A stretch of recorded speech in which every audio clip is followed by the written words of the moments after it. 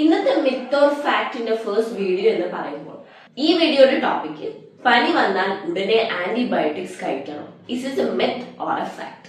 പലർക്കും തോന്നുന്നത് എല്ലാ പനിക്കും ആന്റിബയോട്ടിക്സ് ആണ് കഴിക്കേണ്ടത്. പക്ഷെ ശരിക്കും അങ്ങനെയല്ല. ആന്റിബയോട്ടിക്സ് എന്ന് പറഞ്ഞു കഴിഞ്ഞാൽ അത് ബാക്ടീരിയയിലാണ് ആക്ട് ചെയ്യുന്നത്, അല്ലാതെ വൈറസിലല്ല. അപ്പൊ നമുക്ക് മിക്ക പനികളും വൈറസ് മൂലമാണ് വരുന്നത് എന്ന് മനസ്സിലാക്കാം.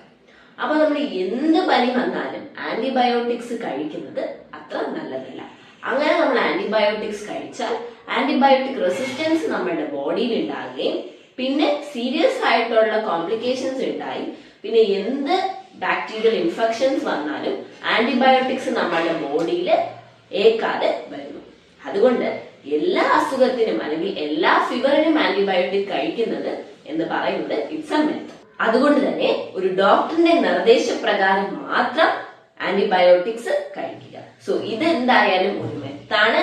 ഫാക്ട് എന്ന് പറയുന്നത് ഇതാണ്: ആന്റിബയോട്ടിക്സ് എല്ലാ ഫീവറിലും കഴിക്കാൻ പാടില്ല.